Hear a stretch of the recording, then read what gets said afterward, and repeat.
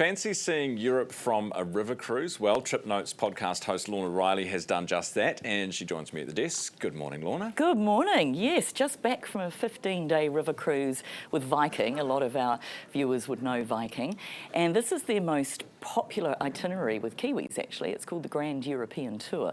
So it takes you through 5 countries on 3 rivers. You've got the Danube, the Main River and the Rhine River, and you go through 67 locks on your trip because you go upriver and then downriver, you go over the Continental Divide.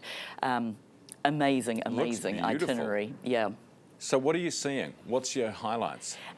So we travelled from Budapest to Amsterdam. We had a 3-day pre-extension in Prague first, which I absolutely loved. But the river cruise itself, I particularly liked Budapest. Vienna. Nuremberg was a surprise to me. I hadn't quite realised the full history other than the Nuremberg trials there.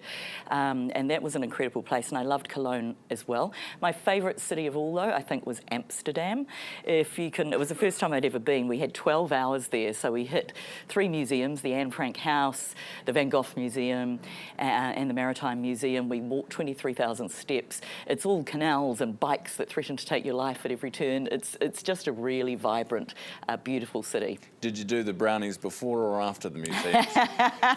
We actually managed to avoid the coffee shops. But tell you what, those shops were everywhere throughout our entire trip. So whatever used to be in Amsterdam is now all the way through Germany, through Austria. Oh, really? You could buy that wherever you like. Wow, okay, that's interesting. Yeah. Now, what do you like about specifically travelling by cruise? Well, river cruising is quite different to ocean cruising. Our long ship only had 190 passengers. I think it was at capacity, so that's probably how many people were on board.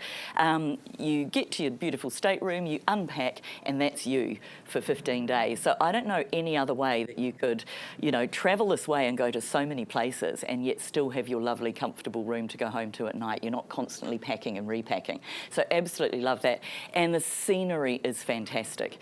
We didn't have a single day where we didn't leave the ship, but we went through the Wachau Valley. That is absolutely gorgeous. There was one morning when we were just purely sailing, and they gave us a map pointing out all the different castles, and they gave us commentary on it. So you're going, oh, there's another castle, and all that castle housed Napoleon once, and this, it was just absolutely fantastic.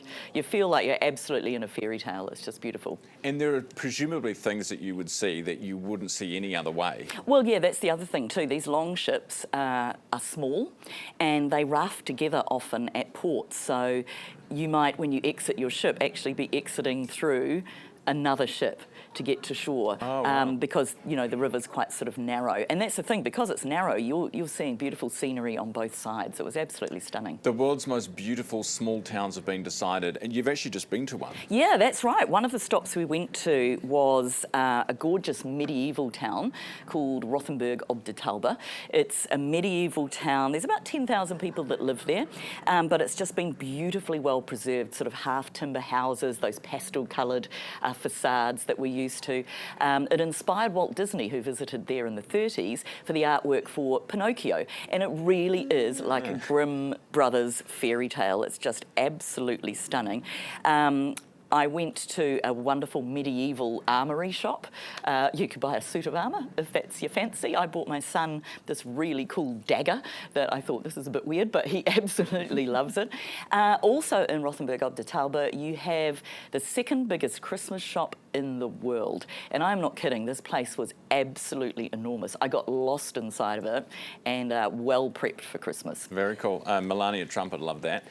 Now, just finally, the small towns, any New Zealand towns make the list? Yes, one New Zealand town did, and it's somewhere I am embarrassed to say I have never been, and I'm not sure whether you have, and that is Kaikoura. Ah. So you don't need a passport to visit this beautiful town.